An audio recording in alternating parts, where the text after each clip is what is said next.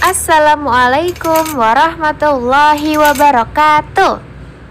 Bagaimana kabarnya hari ini anak-anak solihah? Insya Allah hari ini kita akan mempelajari tentang adab tidur. Disimak baik-baik ya. Yang pertama adalah adab sebelum tidur. 1. Bersuci.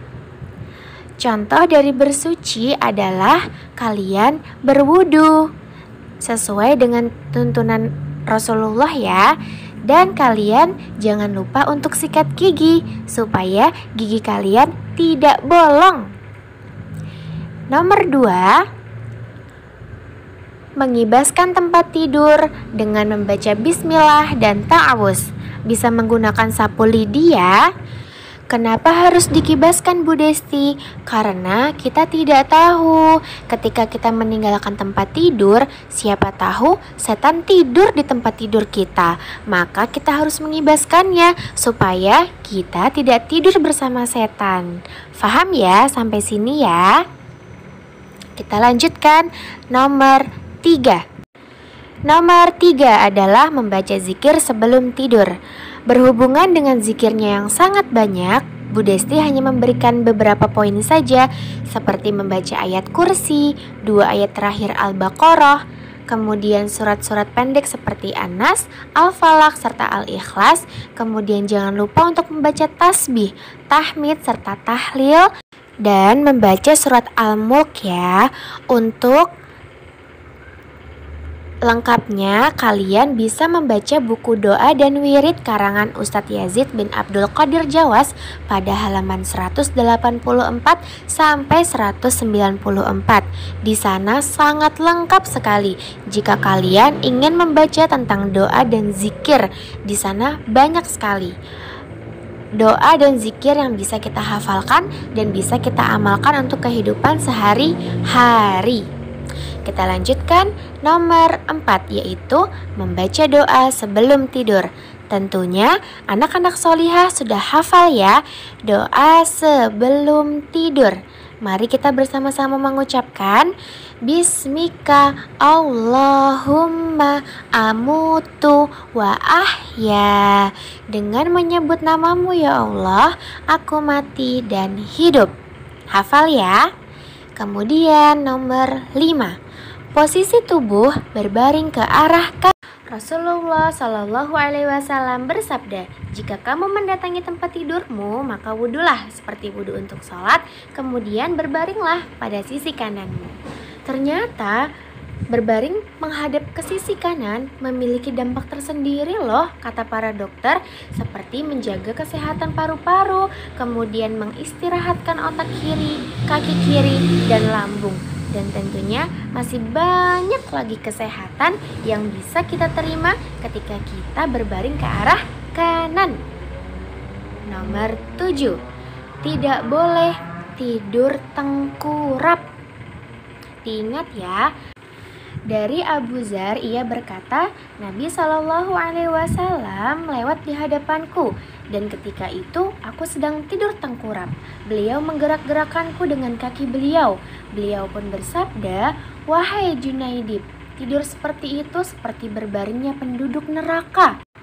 Hadis riwayat Ibnu Majah. Nomor 8, tidur di awal malam setelah melakukan sholat isya. Wajib ya untuk melakukan salat isya, dan kita tidak boleh begadang. Karena masih anak-anak, kalian begadang juga nonton TV, itu tidak baik loh ya. Nanti bisa merusak mata dan otak kalian. Jadi kalian harus tidur lebih awal ya.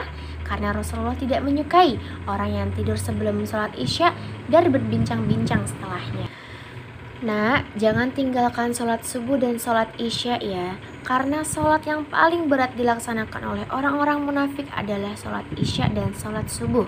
Seandainya mereka mengetahui apa yang ada di dalam kedua sholat tersebut, maka sungguh mereka akan mendatanginya walaupun dengan merangkak. Jangan ditinggalkan ya. Kemudian kita akan belajar tentang adab bangun tidur. Disimak baik-baik, diikuti baik-baik jika ada doa yang harus dihafalkan oleh kalian.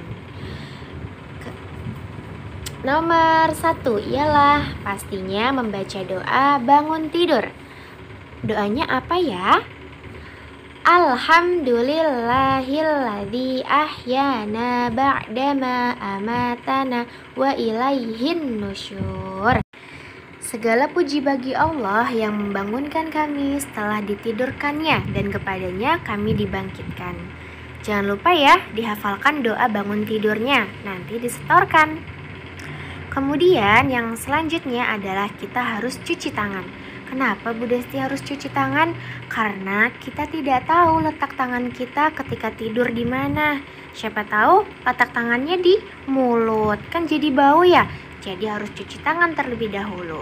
Kemudian kita melakukan bersiwak atau sikat gigi supaya mulut kita tidak bau ketika ingin mengerjakan sholat. Yang selanjutnya, yang keempat adalah kita berwudu. Berwudu dengan tuntunan Rasulullah ya, yang betul.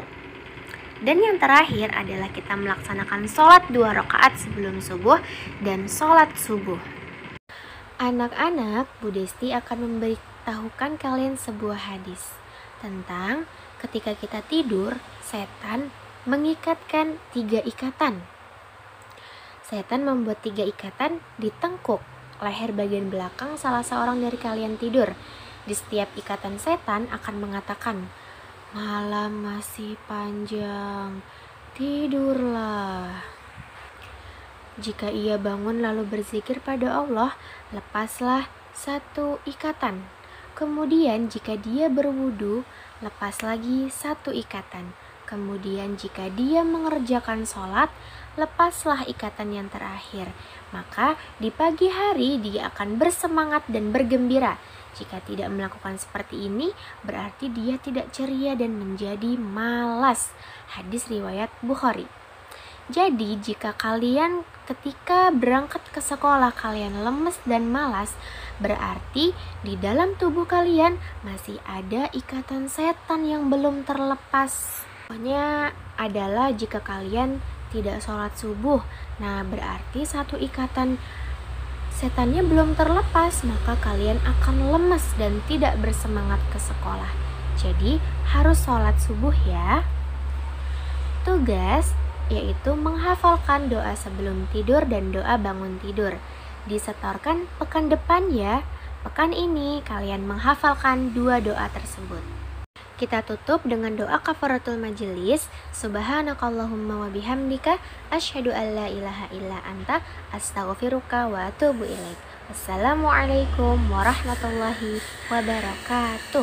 Semoga ilmunya bermanfaat. Barakallahu fikum.